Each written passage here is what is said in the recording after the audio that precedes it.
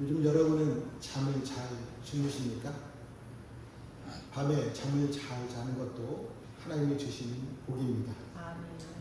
성경을 봉독하지 않았지만 시편 127편 2절 말씀에서도 하나님께서 사랑하는 자에게 잠을 주신다고 말씀해주고 있기 때문입니다. 하지만 오늘날 국면적으로 고생하는 사람들이 참 많이 있죠.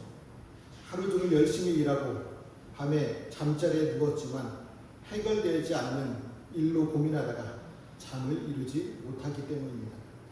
그러니까 열심히 일한 후에 수고의 열매를 먹으며 안식을 누리는 것은 큰 복입니다. 이 복을 누리는 비결은 하나님과의 동행입니다. 수고의 열매를 먹게 하시고 안식을 주시는 분이 여호와 하나님이시기 때문입니다. 과거에 하나님이 베푸신 은혜를 기억하고 미래에도 하나님이 베푸시기를 바라며 오늘 하나님과 동행해야 합니다.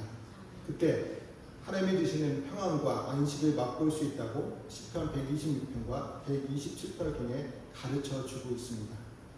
시인은 먼저 하나님이 주시는 평안과 안식을 맛보려면 과거의 은혜를 기억하며 미래의 은혜를 간구해야 한다라고 말합니다. 우리 시편 126편 1절과 3절 말씀을 같이 읽어보겠습니다. 여호와께서 시온의 포로를 돌려보내실 때에 우리는 꿈꾸는 것 같았도다. 여호와께서 우리를 위하여 큰 일을 행하셨으니 우리는 기쁘도다. 아멘. 시편 126편은 단순한 위로와 격려시가 아닙니다. 시편 126편은요, 이스라엘 자손이 바벨론 포로로부터 해방되어 돌아온 역사적 배경 속에서 기록되었습니다. 그래서 시인은 이 상황이 너무나 놀랍고 감격스러워 마치 꿈을 꾸는 것만 같았다고 고백하였습니다. 지금 시인은 하나님께서 이스라엘이 바벨론 포로에서 시온으로 돌아와 예루살렘을 재건할 수 있게 하신 일을 회고하고 있습니다. 선지자들이 약속했지만 이스라엘은 그 약속이 실현되리라고는 꿈도 꿀 수 없었습니다. 사람의 힘으로 할 수 없었고 은혜를 받을 만한 자격도 없었습니다. 그러나 하나님의 은혜로 포로지에서 다시 고국으로 돌아올 수 있었습니다. 그때 우리 입에 웃음이 가득했고 우리 혀에는 찬양의 함성으로 가득했습니다. 다른 나라 백성도 여호와가 이스라엘을 위하여 큰 일을 행하셨다고 말할 정도였습니다. 예전에는 나라가 망하고 포로로 끌려갈 때는 너희 신은 어디 있느냐라고 조롱하였습니다. 하지만 이제는 다 놀라며 기뻐했다는 것이죠. 이스라엘도 여호와가 우리를 위해 큰 일을 행하셔서 우리가 얼마나 기뻤던가라고 외쳤습니다. 공동체가 회복되어 함께 찬양과 기쁨이 웃음이 끊이지 않았습니다. 시인이 고백하고 있는 여호와께서 행하신 큰 일은 단지 이스라엘이 포로에서 돌아온 것만을 의미하는 것이 아닙니다. 이사야 선지자는 큰 일에 대하여 이스라엘 자손들을 위해 애굽과 구스와 스바를 속량물로 내어주셨다고 밝히고 있습니다. 애굽은 오늘날 이집트를, 구스는 에티오피아를, 스바는 예멘 지역의 아라비아 반도에 위치한 왕국을 가리킵니다. 그 당시 애굽은 큰 나라였습니다. 국토의 규모로 보거나 경제력으로 보나 애굽과 이스라엘은 비교조차 되지 않았습니다. 그런데 하나님은 애굽만으로도 모자라 구스와 스바까지 더 얹혀 주셨다는 것이죠. 하나님께서 무엇을 얻기 위해 이 어마어마한 지구를 감수하셨습니까? 바로 이스라엘 자손을 위해서입니다. 그것도 전체가 아닌 지극히 적은 남은 자를 위해서입니다. 경제적 관점으로 볼 때 과연 가능한 일일까요? 그런데 하나님께서는 얼마 되지도 않은 이스라엘 민족을 일으키고자 엄청난 손해를 감수하셨습니다. 인간적으로 볼 때 별 볼 일 없는 곳에 어마어마한 값을 지불하셨습니다. 그런데 이것은 사실 우리가 입은 은혜에 비하면 아무것도 아닙니다. 하나님께서 애굽이나 구스, 스바를 다 합친, 아니 전 우주를 다 합친 것보다 더 귀한 아버지의 독생자의 핏값으로 우리를 구원해 주셨기 때문입니다. 이 놀라운 하나님의 사랑과 은혜로 우리는 제사함을 받았습니다. 죽음에서 생명으로 옮겨졌습니다. 그로 인해 우리는 값으로 감히 매길 수 없는 가치 있는 존재가 되었습니다. 하나님이 아니시라면 어느 누가 우리를 그 많은 가치를 지불하고 구원해 줄 수 있겠습니까? 이것이 바로 하나님의 사랑입니다. 이것이 바로 우리를 향한 하나님의 자비입니다. 이것은 어떤 인간의 헤아림으로 헤아릴 수 없는 사랑의 신비입니다. 오늘 우리는 이것을 알아야 합니다. 도대체 하나님께서 우리를 얼마나 사랑하시는지, 하나님에게 있어서 우리가 얼마나 큰 사랑의 대상인지를 알아야 합니다. 이 사랑을 알 때 비로소 우리의 마음으로부터 하나님을 사랑하게 됩니다. 하나님을 사랑하게 되면 진실한 마음으로 하나님을 경외하게 됩니다. 그래서 시인은 하나님께서 베푸신 놀라운 구원의 은혜와 사랑을 알기에 찬양하고 있습니다. 우리도 하나님의 은혜와 사랑을 기억하며 찬양해야 합니다. 그런데 시인은 찬양하는 것에서 멈추지 않았습니다. 출애굽의 은혜를 경험한 민족이기에 포로로 잡혀간 바벨론에서의 회복도 간구하였습니다. 과거의 기쁨을 기억하고 앞으로의 기쁨을 기대하였습니다. 하나님께서 이전에 하신 일이 앞으로 해주실 일을 간구하는 동기가 되었기 때문입니다. 그래서 시인은 하나님께서 시작하신 회복의 역사, 구원의 역사를 마무리해달라고 요청하고 있습니다. 여러분, 과거의 은혜를 기억하는 사람은 미래의 은혜를 구할 수 있습니다. 예수를 믿고 천국을 맛본 사람은 완성될 하나님의 나라도 소망할 수 있습니다. 우리를 구원하신 은혜를 기억하며 앞으로 완성될 하나님의 나라에서 선택받은 사람들이 구원의 은혜에 참여할 수 있도록 기도하시기를 바랍니다. 시인은 하나님이 주시는 평안과 안식을 맛보려면 미래의 은혜를 구하면서 눈물을 흘리며 씨를 뿌려야 한다고 말하고 있습니다. 우리 5절과 6절 말씀도 같이 읽어보겠습니다. 눈물을 흘리며 씨를 뿌리는 자는 기쁨으로 거두리로다. 울며 씨를 뿌리러 나가는 자는 반드시 기쁨으로 그 곡식단을 가지고 돌아오리로다. 아멘. 5절과 6절에는 포로 귀한 공동체가 온전히 회복되기를 바라는 시인의 염원과 소망, 확신과 기쁨이 어우러진 복잡한 심리가 표현되어 있는 것을 알 수 있습니다. 농부들이 눈물을 흘리며 고생하고 수고하고 씨를 뿌립니다. 그 이유는 기쁨으로 곡식단을 거둘 수 있다는 소망 때문입니다. 자, 이와 같이 시인은 이스라엘의 회복과 소망을 이미와 아직의 상태로 표현하고 있습니다. 그러니까 유배지에서 돌아온 것은 이미 기쁨의 추수가 시작되었지만 아직 온전히 회복되지 않았기 때문입니다. 그러니까 시인이 바라고 있는 온전한 회복은 아직 포로지에서 남아있는 이스라엘 자손들이 귀환하여 옛 예루살렘을 다시 회복하는 것이었습니다.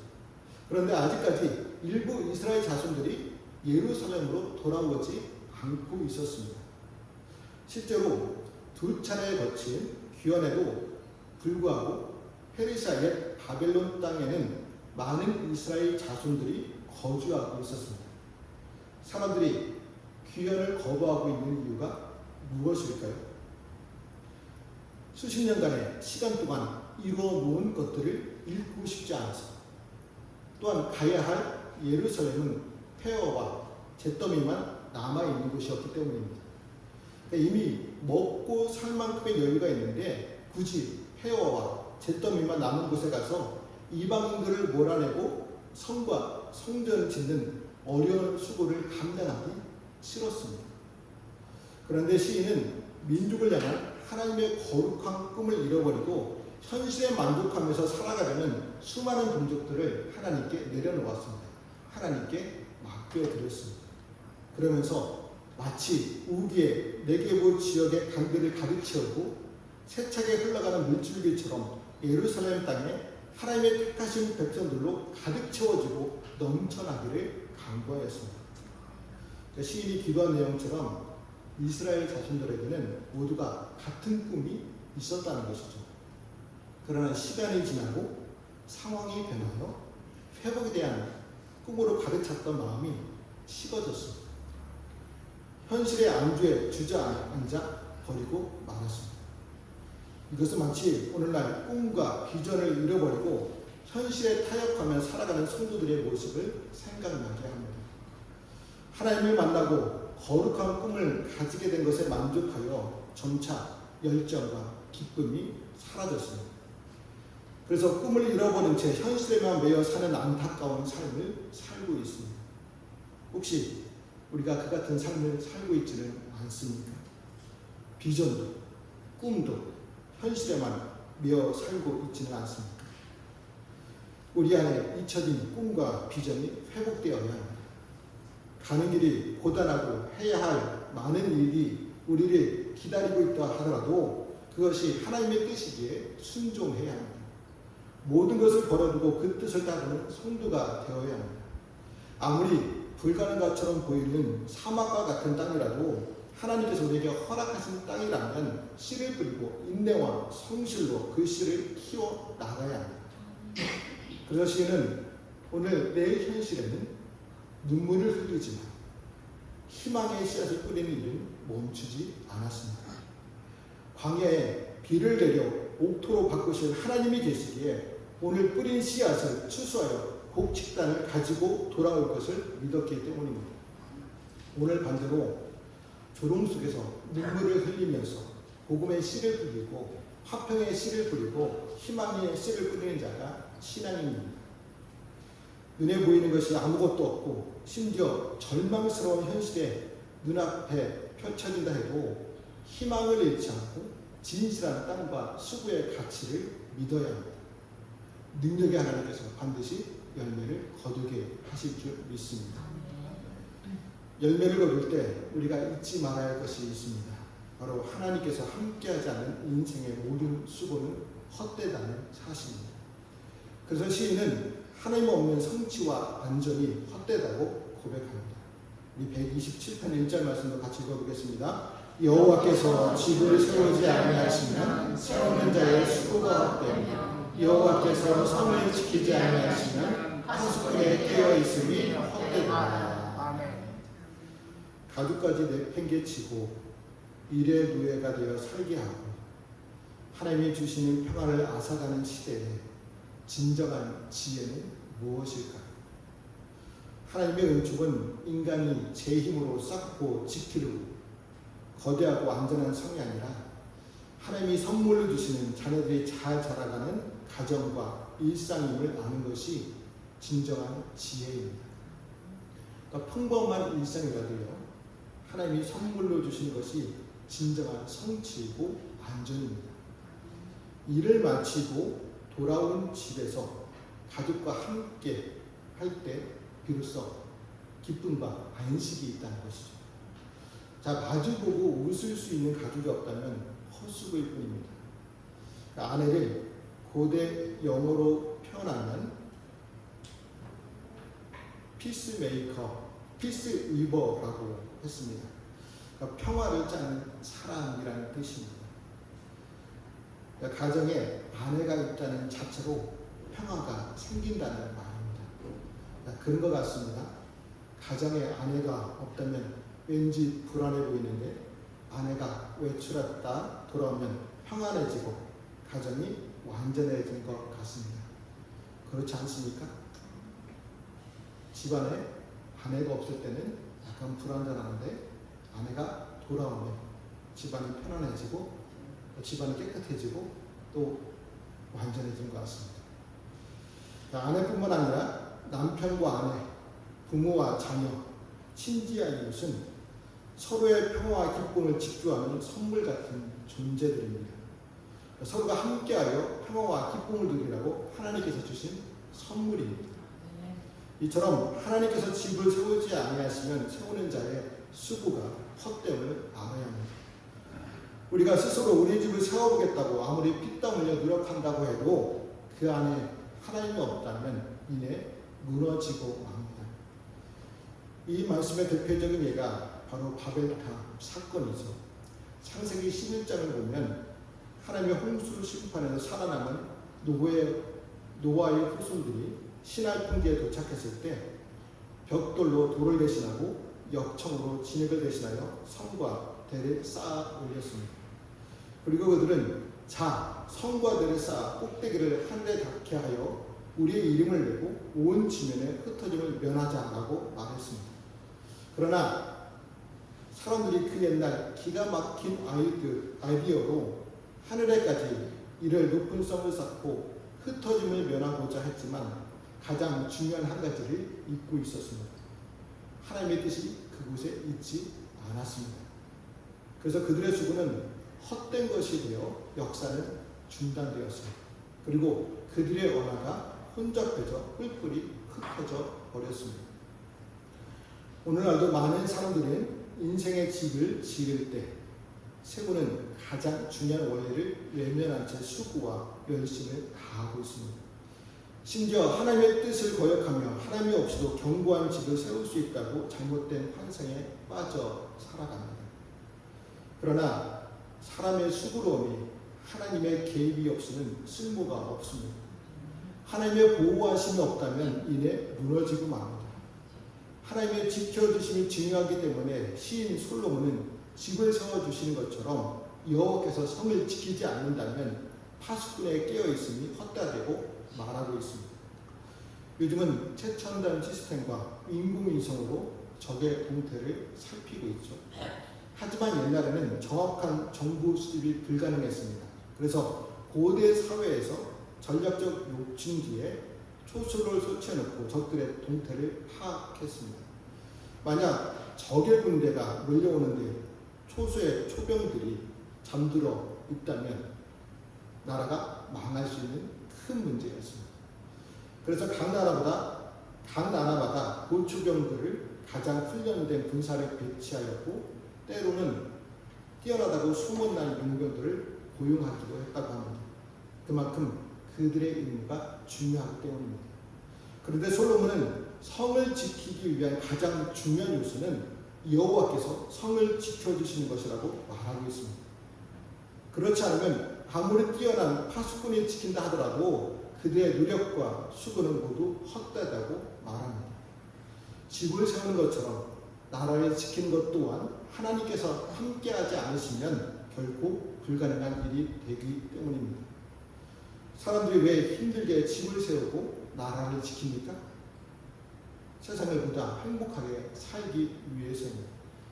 그래서 아침 일찍 일어나서 늦게까지 일하면서 고생스러운 음식을 먹습니다.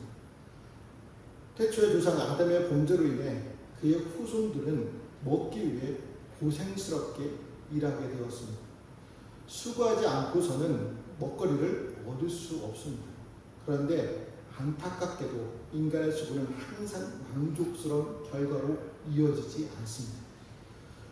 만약 우리가 하루 종일 쉬지도 못하고 열심히 일하는데도 그 수고가 헛되다면 제대로 잠을 잘 수 있을까요? 없겠죠. 단잠을 자는 것은 하나님께서 우리의 수고의 가치를 인정하셨기 때문입니다. 수고한 후에 안식을 누리는 건 인간의 힘이 아니라 하나님의 능력으로 가능합니다. 그런데 얼핏 생각해보면 이것은 매우 불합리한 것으로 여겨질 수도 있습니다.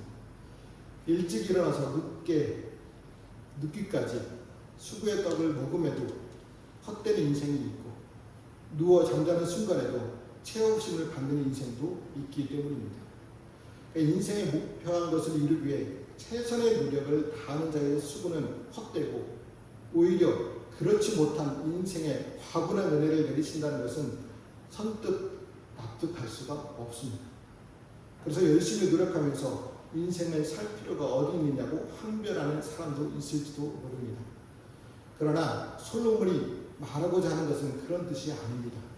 솔로몬은 인생의 성공이라는 것이 수고하며 애쓰는 우리의 노력이 쓸모없다고 말하지 않고 있습니다. 오히려 노력이 매우 중요한 인생의 성공 요인 중 하나이지만 하나님께서 인생의 주관자가 되어주시지 않는다면 모두가 헛되다고 말하고 있습니다.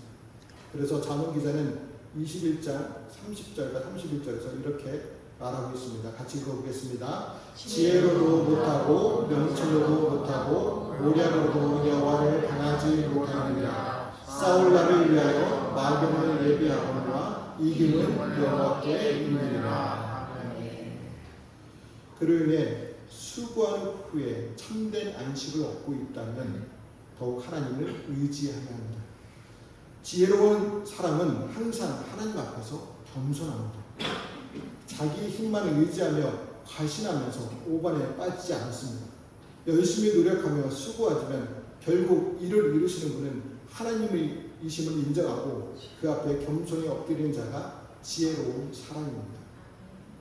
하나님의 뜻에 합당한 인생의 집을 지어나가 기쁨과 안식을 누리시기를 바랍니다. 사람들이 집도 세우고 파수꾼을 세워 성읍도 지키고 하루 종일 수고하지만 하나님께서 돕지 않으신다면 그 모든 수고가 헛되다는 것을 잊지 마시기를 바랍니다. 하나님이 세우시는 집이 있다면 그 집에서 태어난 자녀들이 있습니다. 하나님께서 세우시는 집에서 태어난 자녀들은 어떤 자녀들일까요? 127편 3절을 말씀해 보시면 보라 자식들은 여호와의 기업이요 태의 열매는 그의 상급이로다 말하고 있습니다. 시인은 여호와의 기업 즉 유산이 자녀들이고 태의 열매는 그의 상급이라고 말합니다.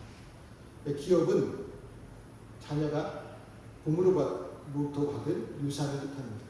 상급은 노동에 대한 대가이지만 시인은 기업과 같은 선물이라고 말하고 있습니다.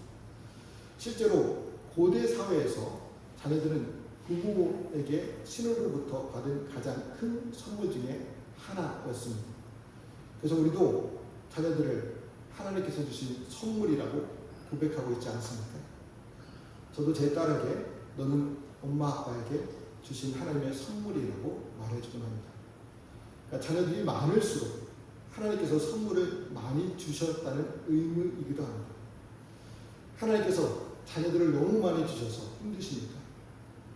어느 영상을 보니까요, 자녀가 5 이상 되는 부모는 제일 큰 자녀에게 동생들을 맡기고 운동도 하고 쇼핑도 하고 자기 볼일을 보는 부모의 모습도 보았습니다. 그러니까 자녀들을 짐이라고 생각하기 때문이지 않을까요? 그러나 자녀들은 하나님께서 주신 선물입니다. 그래서 솔로몬은 4절 5절에서 이렇게 고백합니다. 우리 같이 읽어보겠습니다. 젊은 자의 자식은 장사의 수중의 화살 같으니 이것이 그의 화살통에 가득한 자는 복되리라. 그들이 성문에서 그들의 원수와 간판할 때에 수치를 당하지 아니하리로다. 아멘.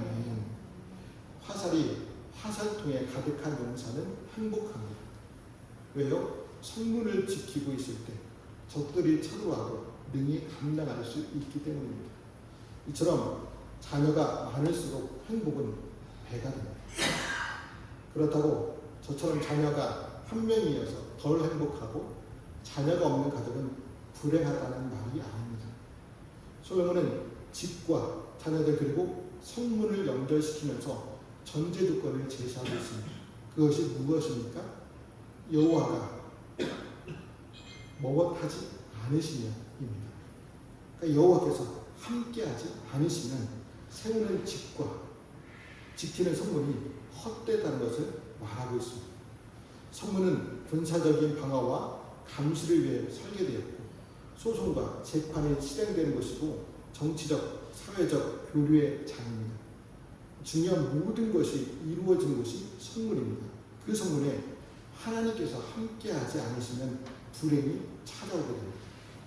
이처럼 솔로몬은 어떤 일이든 여호와가 함께하는 삶에 행복이 있다는 것을 강조하고 있습니다. 인간적으로 생각할 때 행복한 조건들이 없다고 해도 하나님께서 함께 하시면 우리와 가정과 공동체는 행복해질 수 있습니다. 아니, 행복합니다. 하나님을 믿고 의지하는 자에게 하나님께서 놀라운 은혜로 가득 채워주십니다. 하나님께서 함께 하시는 삶이 되어 항상 행복하시기를 축복합니다. 우리는 아름다운 가정, 아름다운 인생, 성공하는 인생을 이루고 지키기 위해 많은 수고와 어려움을 감수합니다. 그러나 우리가 반드시 알아야 한 가지는 인간적인 의지와 노력만으로는 가능한 일이 아니라는 사실입니다. 하나님께서 함께해 주셔야만 합니다. 하나님께서 함께 하시는 가정, 하나님께서 함께 하시는 교회, 하나님께서 함께 하시는 일터가 될 때, 우리가 눈물을 흘리며 씨앗을 뿌릴 때 기쁨으로 담을 거두게 하십니다. 그러므로 하나님과 항상 동행하여 하나님의 나라의 안식과 평안을 누리시기를 주님의 이름으로 말씀을 드립니다. 기도하시겠습니다.